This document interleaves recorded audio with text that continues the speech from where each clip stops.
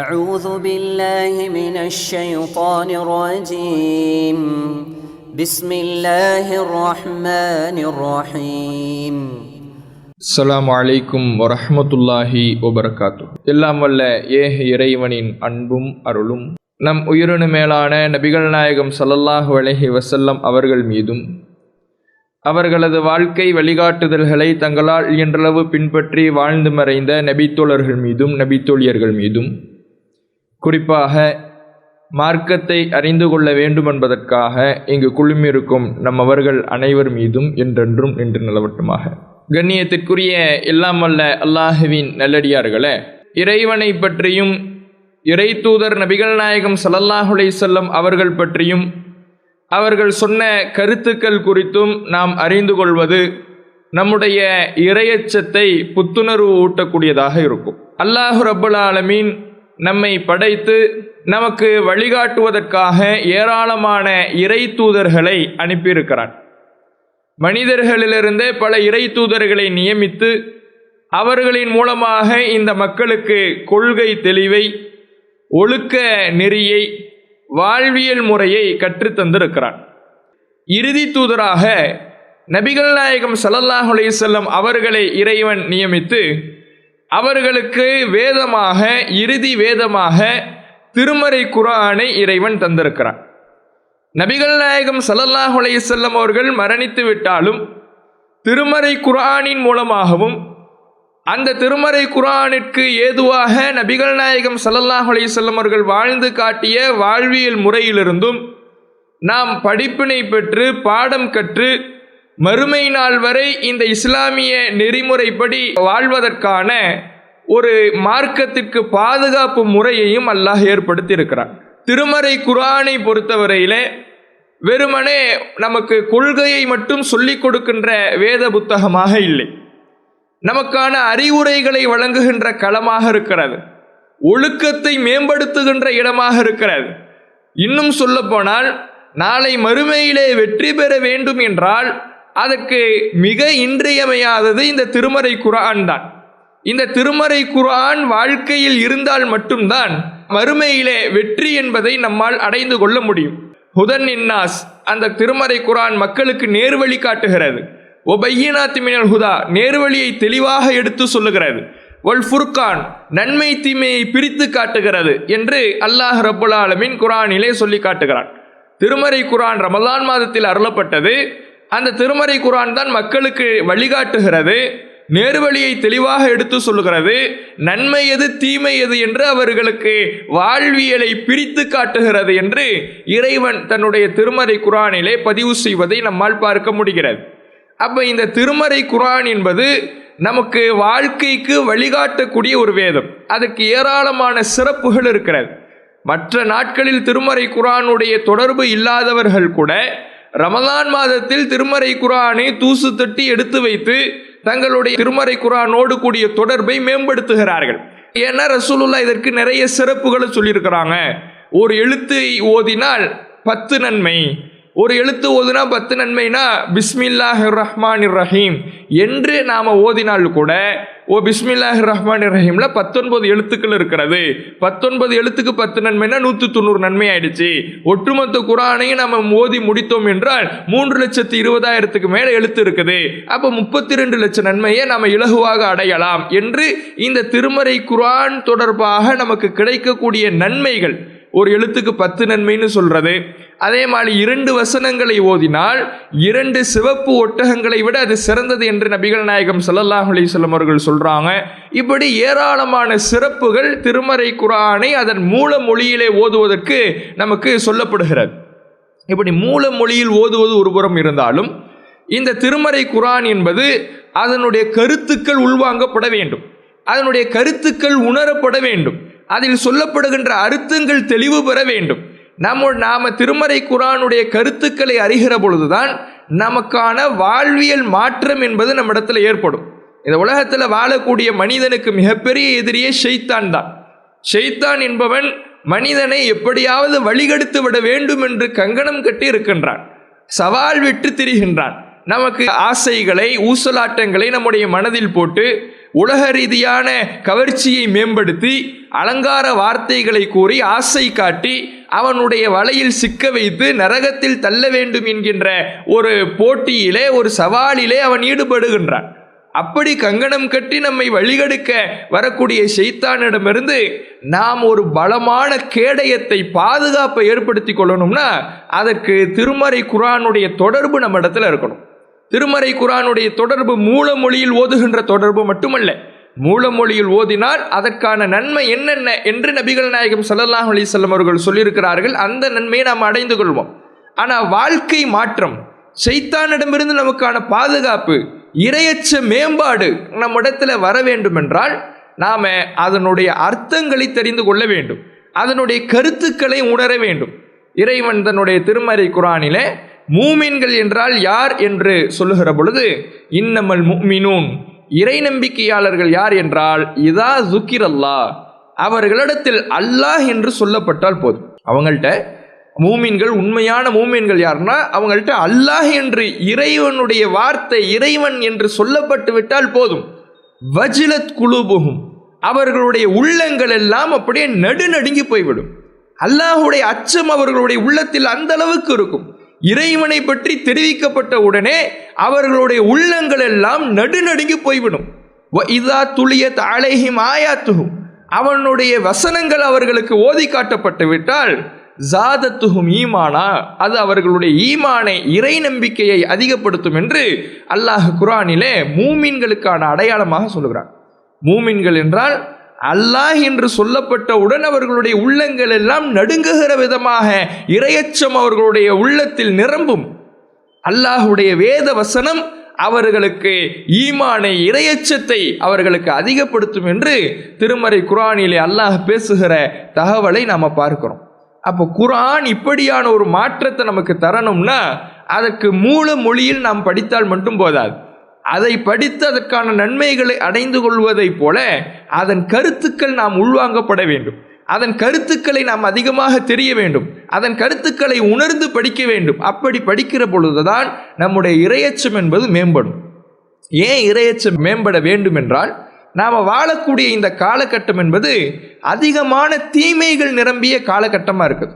நாம் தீமையை, பாவத்தை தேடி செல்ல வேண்டியது இல்லை என்றாலும் நம்மை தேடி இன்றைக்கு பாவங்கள் அதிகரித்து விட்டது. நம்மை தேடி பாவங்கள் வந்து விட்டது. ஒரு காலத்தில் சினிமா பார்க்கணும்னா ஊரில் ஏதோ ஒரு கிராமத்தில் நாடகம் போடுவாங்க, அதை தேடி போய் பார்ப்பாங்க. அதுக்கப்புறம் சினிமா தேட்டர்னு வந்துச்சு. அப்புறம் விசிஆர், சிடி, டிவிடி, வீட்டில் டிவி, இப்படி வந்து கடைசியில் நம் கைக்குள்ளே செல்ஃபோனாக, ஸ்மார்ட் ஃபோனாக இன்றைக்கு எல்லாம் உலகமே உள்ளங்கையில் அடங்குகிற வகையில் இன்றைக்கு மாற்றம் அடைஞ்சிருக்கு. அப்போ பாவங்கள், தீமைகள் நிரம்பிய ஒரு காலகட்டத்தில் நாம் பாவத்தை தேடி செல்ல வேண்டும் என்று இல்லாவிட்டாலும் பாவங்கள் நம்மை தேடி வந்து கொண்டிருக்கிற, நம் வீட்டு வாசலில் நிற்கின்ற, நம்முடைய உள்ளங்கையில் இருக்கின்ற ஒரு காலகட்டத்தில் இருக்கிறோம். இப்படி இவ்வளவு நெருக்கமாக பாவத்தோடு பயணிக்கின்ற பொழுது ஷைத்தான் நம்மை சும்மா விட மாட்டான். நம்முடைய உள்ளத்தில் இன்னும் ஆசையை போடுவான், இன்னும் தூண்டுதலை தூண்டுவான். நமக்கு நெருக்கமாக இருக்கிற பாவத்தில் எளிதாக விழுவதற்கான வாய்ப்புகளை ஏற்படுத்தி கொடுப்பான். அப்படி கொடுக்கின்ற பொழுது இரையச்சம் இருந்தால் மட்டும்தான் நாம் அதிலிருந்து தப்ப முடியும். அல்லாஹ் குர்ஆன்ல இரையச்சவாதிகளுடைய பண்பை பற்றி சொல்லுகிறான். இன்னல்லதீன இத்தகவ் இன்த ரப்பிஹிம், இன்னல்லதீன இத்தகவ், அதாவது அல்லாஹை அஞ்சக்கூடியவர்கள் யார் என்றால், இதா மஸ்ஸஹும் தாயிஃபு மினஷ் ஷைத்தான், ஷைத்தான்களிலிருந்து ஒரு கூட்டத்தார் அவனை தீண்டுகிற பொழுது, ஷைத்தான் அவர்களுக்கு ஊசலாட்டத்தை கொடுக்கிற பொழுது, அவர்களுடைய மனதில் ஆசாபாசத்தை போடுகிற பொழுது, ததக்கரு ஃபைதாக முபசிரும், அவர்கள் விழிப்புணர்வு அடைந்து சுதாரித்து கொள்வார்கள். பாவத்தை ஷைத்தான் போடுறான்னா அப்படியே அவன் பின்னால் சென்று விட மாட்டார்கள், அந்த பாவத்தில் போய் விழுந்து விட மாட்டார்கள். அவர்கள் இறைவனை நினைவு கூர்ந்து, அவர்களுக்கு அல்லாஹுடைய பயம் வந்து, அவர்களுடைய இரையச்சம் அவர்களுக்கு ஒரு சுதாரிப்பு நிலையை கொடுக்கும், அவர்களுக்கு விழிப்புணர்வை கொடுக்கும். என்னதான் ஷைத்தான் ஆசையை போட்டாலும், அந்த ஆசைக்கு உள்ளத்துக்கு கவர்ச்சி தருகின்ற வகையில் அவனுடைய வார்த்தைகள் அமைந்தாலும், அவனுடைய தூண்டுதல்கள் அமைந்தாலும், அந்த இரையச்சவாதிகள் அவர்களின் இரையச்சத்தின் மூலமாக தங்களை தற்காத்துக் கொள்வார்கள் என்று அல்லாஹ் குர்ஆனிலே சொல்லி காட்டுகிறான். அப்ப இந்த இரையச்சம் தான் ஒவ்வொரு மூமினுக்கும் வேண்டும். அந்த இறையச்சத்தை இந்த ரமலான் மாதத்தின் மூலமாக நாம் ஏற்படுத்தி கொள்ள வேண்டும். இந்த ரமலான் மாதம் இறையச்சத்தை நாம் புத்துணர்ச்சி ஊட்டிக் கொள்வதற்காக இருக்கின்ற ஒரு மாதம். திருமறை குர்ஆன் அருளப்பெற்ற மாதம். அந்த திருமறை குர்ஆனின் மூலமாகத்தான் நாம் நம்முடைய இறையச்சத்தை அதிகப்படுத்திக் கொள்ள முடியும் என்று அல்லாஹ் ரப்புல் ஆலமீன் நமக்கு சொல்லி காட்டுகிறான். அப்போ இன்றைக்கு திருமறை குர்ஆனுடைய தொடர்பு நம்மிடத்தில் எப்படி இருக்குது? திருமறை குர்ஆனுடைய கருத்துக்கு படிப்பது, திருமறை குர்ஆனுடைய கருத்துக்களை கேட்பது, மார்க்கத்தை பற்றிய தகவல்களை உள்வாங்குவது, அதில் நம்முடைய நிலை இன்னைக்கு எப்படி இருக்கு சிந்திச்சு பாருங்க. ஒரு உரை நிகழ்த்தப்பட்டால் கூட குர்ஆனை எடுத்து புரட்டுவது என்பது பலருடைய வாழ்க்கையில் நடக்காத ஒரு நிகழ்வாக இருக்குது. ஏதாவது ரமலான் மாதம் வந்துவிட்டால் எடுப்பது கூட இன்றைக்கு குறைந்து விட்டது. குர்ஆனை மற்ற நாட்களில் எடுத்து புரட்டுவது, அதை மூல மொழியில் ஓதி நன்மையை சேகரிக்க வேண்டும், நன்மையை அடைந்து கொள்ள வேண்டும் என்று முயற்சி செய்வது, அதன் கருத்துக்களை உள்வாங்க நினைப்பது, அதன் மூலமாக இறையச்சத்தை மேம்படுத்திக் கொள்ள வேண்டும் என்று நினைப்பதெல்லாம் இன்றைக்கு ரொம்ப குறைஞ்சிடுச்சு. எந்த அளவுக்குன்னா இன்றைக்கு குர்ஆனை நாம் தெரிந்து கொள்வதற்கு ரொம்ப கஷ்டம்லாம் பட தேவையில்லை. நம்ம கையில் இருக்கிற ஃபோனில் குர்ஆன் இருக்குது. ஃபேஸ்புக்கு நாம் ஒதுக்கக்கூடிய நேரம், ஃபேஸ்புக்கில் ஸ்க்ரோல் பண்ணிக்கிட்டே இருப்போம். ஸ்க்ரோல் பண்ணிக்கிட்டே இருக்கக்கூடியவங்க, அதை பார்த்து கொண்டே இருக்கக்கூடியவங்க வந்த செய்தியே திரும்ப வர ஆரம்பிச்சிடும். அவ்வளவு நேரம் அதில் ஈடுபட்டுட்டு நான் இப்போ தான் ஃபேஸ்புக்கை ஓப்பன் பண்ண மாதிரி இருந்துச்சு, அதுக்குள்ளே 1 மணி நேரம் ஆகிடுச்சு, 2 மணி நேரம் ஆகிடுச்சு, 3 மணி நேரம் ஆகிடுச்சு, நேரம் ஓடினதே தெரியலை. அந்த அளவுக்கு ஈடுபாடோடு நேரம் போவது தெரியாமல் ஃபேஸ்புக்கில் மூழ்கி கிடக்கின்ற வகையில் நம்முடைய நேரத்தை அதில் செலவழிக்கிறோம். அதில் ஏதாவது பிரோஜனம் இருக்குதா? நன்மை இருக்குதா? குறைந்த நன்மையும் அதிக தீமையும் இருக்கக்கூடிய ஒரு காரியத்தில் இவ்வளவு நேரத்தை நாம் செலவு பண்ணுவதற்கு நம்முடைய ஈடுபாடு நம்மை தூண்டுகிறதுனா, குர்ஆன் அப்படி இல்லையே. குர்ஆன் முழுக்க நமக்கு இறையச்சத்தையும் நன்மையையும் வாரி வழங்கக்கூடிய குர்ஆன்ல இது போன்ற ஈடுபாடு இன்றைக்கு வரமாட்டேங்குதே. கஷ்டப்பட தேவையில்லையே. நம்ம ஃபோன்லேயே எந்த ஃபோனில் ஃபேஸ்புக் பார்க்கிறோமோ அதே ஃபோனில் நாம் குர்ஆனை பார்க்கலாமே. குர்ஆனுடைய தமிழாக்கத்தை படிக்கலாம், அதனுடைய கருத்துக்களை அறிந்து கொள்ளலாம். ஆனால் முயற்சி செய்கிறோமா? எடுத்து படிக்கிறோமா? இல்லை. சரி, குர்ஆனை நாம எடுத்து படிக்கல, குர்ஆனுடைய கருத்துக்கள் சொல்லப்படுகிற பொழுது அதை செவிதாழ்த்தி கேட்கிறோமா? ஒரு பயான் நிகழ்ச்சி நடத்தப்படுகிறது, ஒரு உரை நிகழ்த்தப்படுகிறது, மார்க்கம் சார்ந்த அறிவுரை வழங்கப்படுகிறது, அந்த சபை தொடர்பாக நாம் கேள்விப்படுறோம்னா அங்கே போய் கலந்துக்கிறோமா? அங்கே போய் கலந்துக்கிட்டு அந்த கருத்துக்களை கேட்கிறோமா? பயான் நிகழ்ச்சி என்றாலே ஒரு 4 பேர் 5 பேர் தான் உட்கார்ந்துருக்கு. அப்போ ஏன் இப்படியான ஒரு தேக்க நிலை ஏன் ஏற்படுகிறது? ஏன் இப்படியான ஒரு குர்ஆனுடைய தொடர்பை விட்டு மக்கள் அகலுகின்ற நிலை ஏன் ஏற்படுது? சிந்திச்சு பாருங்க. அப்படிதானே இருக்கு இன்றைக்கு சூழ்நிலை. ஜும்மா பயான், ஜும்மா கடமை, வாரத்தில் ஒரு நாள் கடமை ஆயிடுச்சு, அதனால் அங்கே உட்கார்றோம். அதுவும் எப்படி உட்கார்றோம்? இமாம் இன்னல் ஹம்துலில்லாஹ்னு சொல்ல ஆரம்பிச்சுட்டாருன்னா அப்போ தலை கீழே குனியுது, தூக்கத்தில் தலை கீழே போகுது. வாகிருதாவானான்னு சொல்லும் பொழுது பக்கத்தில் உள்ள ஆள் எழுப்பி விடணும். அந்த அளவுக்கு தூக்கம். இறையச்சம் அவர்களுடைய உள்ளத்தை குர்ஆன் இன்றைக்கு ஏற்படுத்துவது இல்லை. குர்ஆனின் மூலமாக இறையச்சத்தை இன்றைக்கு இருக்கக்கூடிய மக்கள் பெறுவதில்லைன்னா அதுக்கு காரணம் என்னன்னா, குர்ஆனுடைய தொடர்பு குறைஞ்சிடுச்சு. குர்ஆனுடைய கருத்துக்கள் உள்வாங்கப்படுவது குறைந்து விட்டது. குர்ஆனுடைய கருத்துக்களை சலிப்புக்குரிய ஒரு விஷயத்தை போல பார்க்க ஆரம்பித்து விடுகிறார்கள். இன்னும் சிலரை பார்க்கலாம்.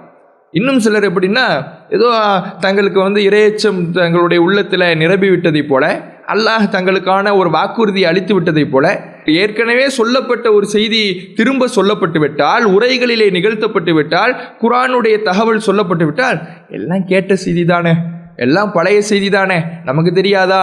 நாம் இத்தனை காலம் தொழுகை தொடர்போட பள்ளிவாசல் தொடர்போட இருக்கிறோம், நமக்கு இதெல்லாம் தெரியாதா? இப்படி சொல்லப்படுகிற நிலைக்கு இன்றைக்கு மக்கள் ஆளாகிறார்கள். ஆனால் குர்ஆனுடைய தொடர்பு எப்படி இருக்குன்னு தெரியுமா? அல்லாஹ் குர்ஆன்ல சொல்றான், அல்லாஹு நஸ்ஸல அஹ்ஸனல் ஹதீஸ் கிதாபன் முத்தஷாபிஹன் மசானி. அல்லாஹ் அழகான செய்தியை உங்களுக்கு தந்திருக்கிறான். திரும்ப திரும்ப அது ஓதப்படக்கூடிய செய்தியாக இருக்கிறது. உங்கள் ஒத்த கருத்தில் அமைந்த செய்தியாக இருக்கிறது. இந்த குர்ஆன்கிறது ஒரு அழகான செய்தி. அது எப்படிப்பட்ட செய்தினா, திரும்ப திரும்ப உங்களுக்கு ஓதப்படக்கூடியதாக இருக்குது. குர்ஆன் திரும்ப திரும்ப ஓதப்படணும், திரும்ப திரும்ப அதனுடைய கருத்துக்கள் நாம் உணரப்படணும், உள்வாங்கப்படணும். திரும்ப திரும்ப அதனுடைய கருத்துக்கள் நம்மிடத்தில் இடம்பெற்றால் மட்டும்தான் தக்ஷஇரு மின்ஹு ஜுலூதுல்லதீன யக்ஷௌன ரப்பஹும், இறையச்சவாதிகளுடைய மேனிகள் எல்லாம் அந்த குர்ஆனின் கருத்துக்களால் சிலிர்த்து போய்விடும். சும்ம தலீனு ஜுலூதுஹும் வ குலூபுஹும் இலா திக்ரில்லாஹ், பிறகு அவர்களுடைய உடலும் உள்ளமும் அல்லாஹ்வை நினைப்பதற்காக, இறைவனை நோக்கி பணிவதற்காக விரைந்துவிடும். இந்த மாற்றம் ஏற்படும்.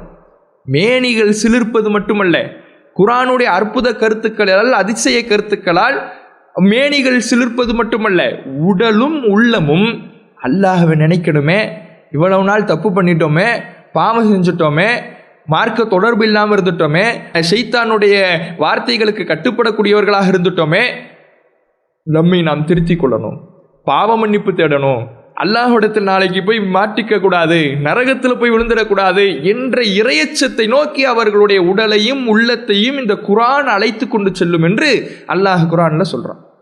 அப்ப இந்த மாற்றம் ஏற்படணும்னா திரும்ப திரும்ப குர்ஆனுடைய தொடர்பு இருக்கணும், திரும்ப திரும்ப ஓதப்படணும். இதுதான் அல்லாஹ் தஆலா திருமறை குர்ஆனிலே திருமறை குர்ஆனுடைய சக்தியை பற்றி சொல்லுகிறான். திருமறை குர்ஆனுடைய ஆற்றல் என்னன்னா உங்களை இறையச்சவாதிகளாக மாற்றும். ஏன் மாற்றுது? குர்ஆனில் நம்ம படிக்கிறோம்னா என்ன படிக்கிறோம்? அல்லாஹை பற்றி படிக்கிறோம், இறைவனுடைய ஆற்றலை பற்றி தெரிந்து கொள்ளலாம், இறைவனுடைய வல்லமையை பற்றி தெரிந்து கொள்ளலாம், அதிகாரத்தை பற்றி தெரிந்து கொள்ளலாம், பண்பை பற்றி தெரிந்து கொள்ளலாம், மார்க்கத்தில் எது கூடும் என்று தெரிந்து கொள்ளலாம், எது கூடாது என்று தெரிந்து கொள்ளலாம், ஹலாலை செய்தால் என்ன நன்மை என்று தெரிந்து கொள்ளலாம், ஹராமை செய்தால் என்ன தண்டனை என்று தெரிந்து கொள்ளலாம். இந்த கருத்துக்கள் தொடர்ச்சியாக நம்முடைய உள்ளத்தில் ஆழமாக பதிய பதிய பதிய அது நம்முடைய உள்ளத்தில் இறையச்சத்தை கொடுக்கும். ஒரு பாவத்தை ஷைத்தான் உள்ளத்தில் போட்டால் கூட இது ஹராம், இது பாவம்னு அல்லாஹ் சொல்லியிருக்கிறான், இதுக்கு இன்ன தண்டனைன்னு சொல்லியிருக்கிறான், போயிடாத, இப்படி ஒரு சுதாரிப்பு நிலையை ஏற்படுது. அதற்காக இந்த குர்ஆனுடைய தொடர்பு என்பது, அதன் கருத்துக்களின் தொடர்பு என்பது நம்மிடத்தில் ஏதாவது ஒரு வகையில் இருந்து கொண்டே இருக்க வேண்டும். தாராள மனம் படைத்தோரே, அஸ்ஸலாமு அலைக்கும். பிற மத சகோதரர்களை தனித்தனியாக சந்தித்தும் சில கிராமங்களை தத்தெடுத்தும் தமிழ்நாடு தௌஹீத் ஜமாத் இஸ்லாத்தை எடுத்துச் சொல்லி வருகிறது. இது போன்ற பல்வேறு முயற்சிகளின் மூலமாக அல்லாஹ்வின் அருளால் அலை அலையாய் இஸ்லாத்தை ஏற்றுக்கொண்டோர் ஏராளம்.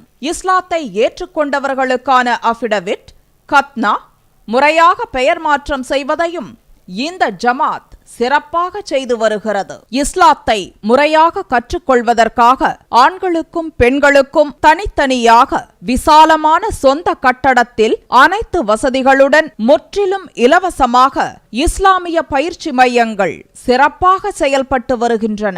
எனவே மறுமையில் அதிகம் நன்மைகளை பெற்றுத்தரும் இந்த மகத்தான பணிக்கு உங்களின் ஜக்காத் மற்றும் நன்கொடைகளை தாராளமாக வாரி வழங்குவீர். உங்களது ஜக்காத் மற்றும் நன்கொடைகளை டிடியாகவோ செக்காகவோ மணி ஆர்டராகவோ அனுப்பலாம். டிடி அனுப்புபவர்கள் Tamil Nadu Thowheed Jamath, account number 78274827 Indian bank, IFSC code IDIB 000M016, Mannady branch, Chennai 600001 என்ற பெயரில் எடுத்து அனுப்ப வேண்டிய முகவரி: தமிழ்நாடு தௌஹீத் ஜமாத் மாநில தலைமையகம், எண் 25, அரண்மனைக்காரன் தெரு, மண்ணடி, சென்னை 1.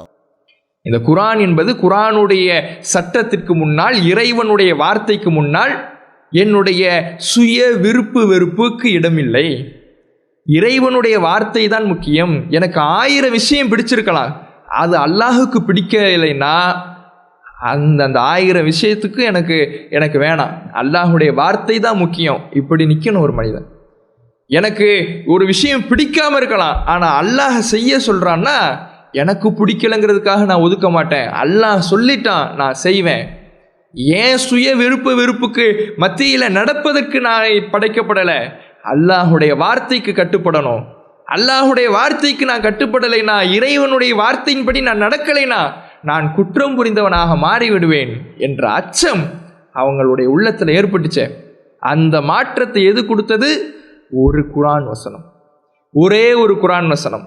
அந்த வசனம் அருளப்பட்ட உடனே இவ்வளவு அவர் பயந்து தன்னுடைய வாழ்க்கையை தான் எடுத்த முடிவை மாற்றிக்கொள்கிறார் என்றால் எப்படியாக அந்த சமுதாயத்தை இந்த குர்ஆன் வார்த்தெடுத்திருக்கிறது என்பதை நம்மால் பார்க்க முடிகிறது.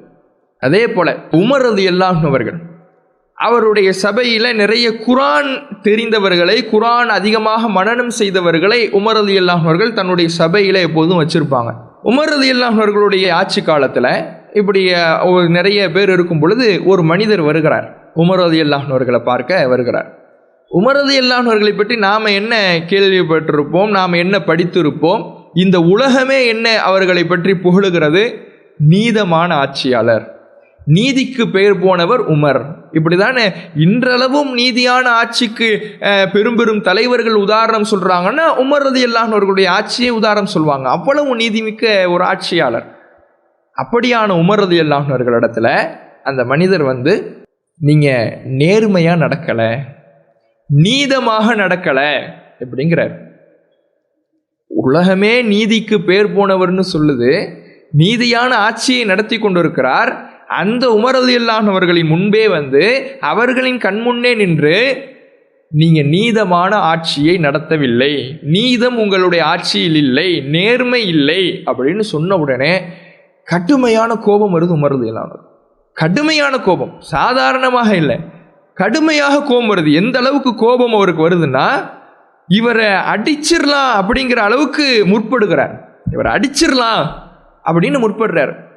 இவர் உமர் ரலியல்லாஹு அவர்கள் அந்த சாதாரண மனிதரை அடிச்சா யாராவது கேள்வி கேட்க முடியுமா? ஆட்சியாளர், இவருடைய கையில் தான் ஆளுமை இருக்கிறது, ஆட்சி இருக்கிறது. இவர் செய்கிறதா இருந்தால் என்னன்னாலும் செய்யலாம்.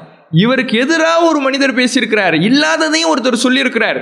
இல்லாததை இவருக்கு எதிராக ஒருவர் பேசியிருக்கும் பொழுது, இவருடைய கோபத்தை தூண்டுகிற வகையில் பேசியிருக்கும் பொழுது, இந்த ஆட்சியாளர் போய் அடிச்சிட்டார்னா யாராவது கேட்க முடியுமா? யாரும் கேட்க முடியாது. இவரின் பக்கம் நியாயம் இருக்குதுன்னு தான் கடைசியில் வரும்.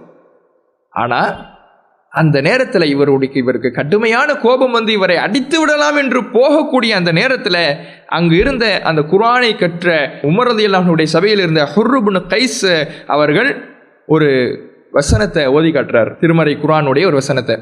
யா அமீரல் மூமினீன், மூமின்களின் தலைவரே, அல்லாஹ் தன்னுடைய நபிக்கு என்ன சொல்லுகிறான் என்று நீங்கள் கேட்கவில்லையா? ஹுதில் அஃப், மன்னிப்பு எடுத்துக்கொள்ளுங்கள். வஅமுல் பில் உர்ஃப், நன்மை ஏவுங்கள். வஅரில் அனில் ஜாஹிலின், மூடர்களை விட்டு முட்டாள்களை விட்டு புறக்கணித்து விடுங்கள் என்று அல்லாஹ் சொல்றானே. மன்னிப்பு மேற்கொள்ளுங்க, நன்மையை ஏவுங்க, முட்டாள்கள் வந்துடுறாங்கன்னா அவங்கள புறக்கணிங்க, இப்படி அல்லாஹ் சொல்றானே. இதை நீங்க கேட்கவில்லையா?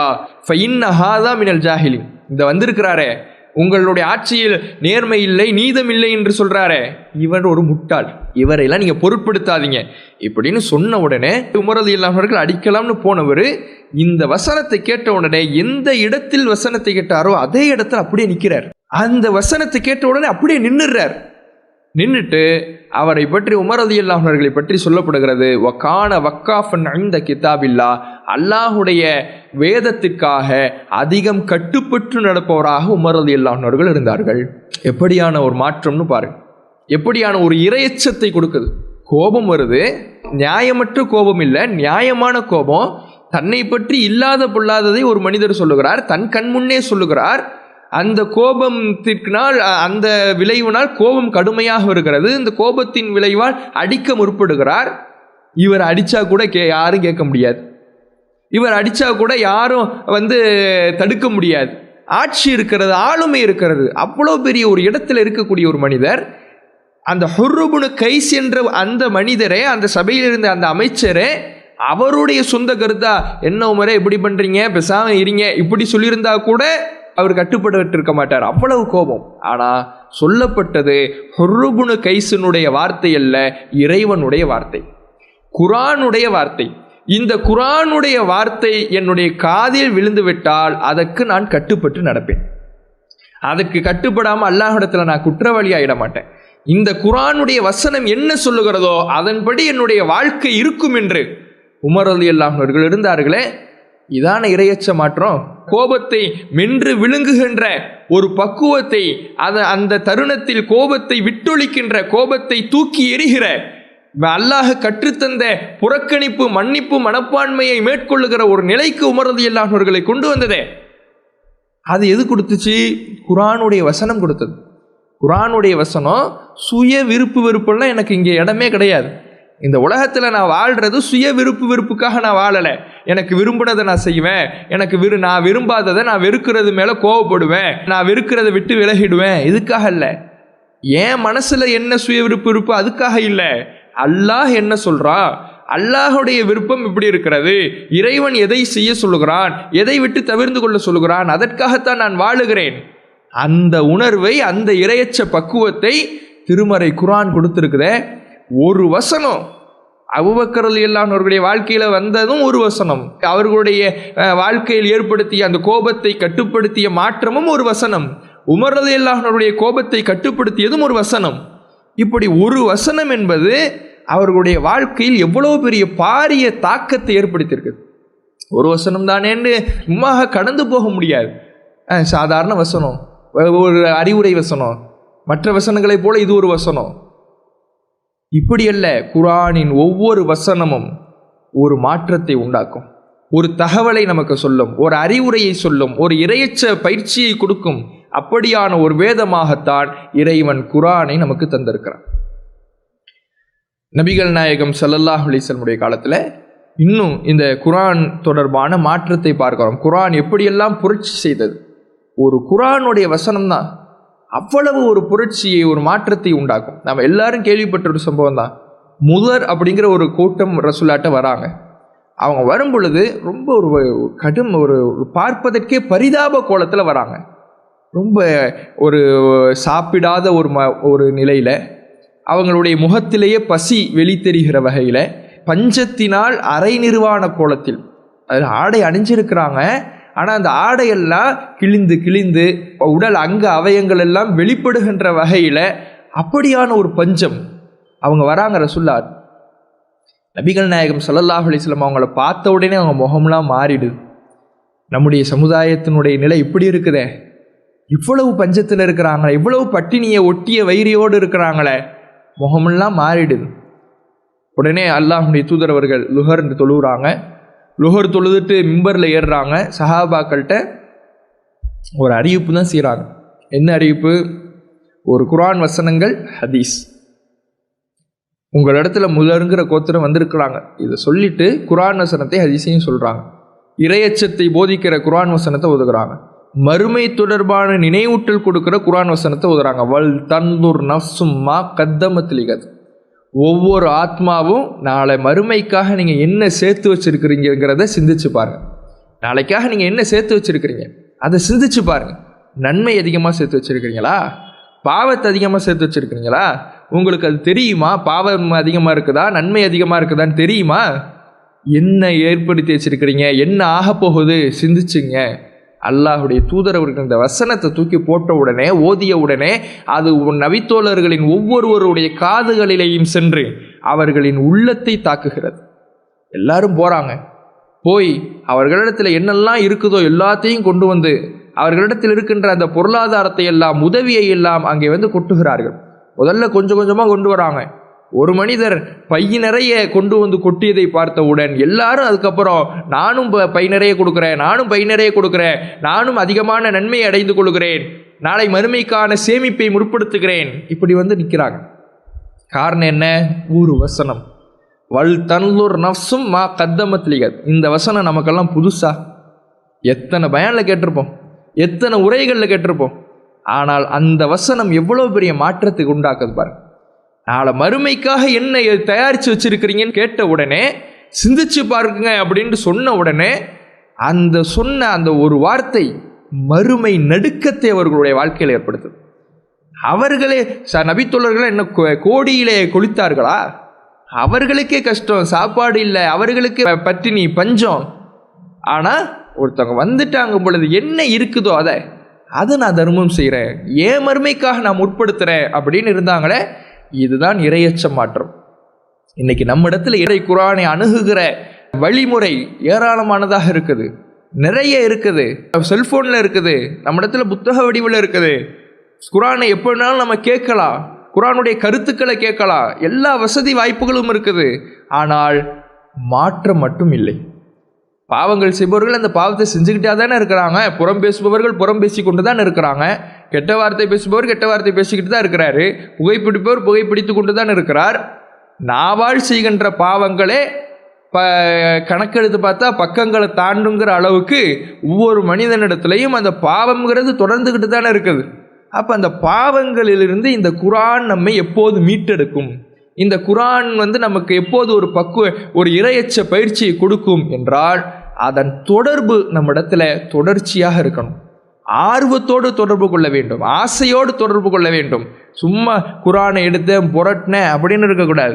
ஒவ்வொரு கருத்தையும் ஒவ்வொரு வார்த்தையையும் உணர்ந்து நாம் பின்பற்ற வேண்டும், உணர்ந்து உள்வாங்க வேண்டும். அப்படி உள்வாங்கினால்தான் இந்த குர்ஆன் நபித்தோழர்களுடைய வாழ்க்கையில் எப்படி மாற்றத்தை ஏற்படுத்தியதோ அதுபோல் ஒரு மாற்றத்தை ஏற்படுத்தும். நபித்தோழர்கள் அவர்களுடைய வாழ்க்கையில் மாற்றம் அந்த குர்ஆன் தந்தது என்றால் ஆர்வத்தோடு அந்த குர்ஆனை அணுகினார்கள்.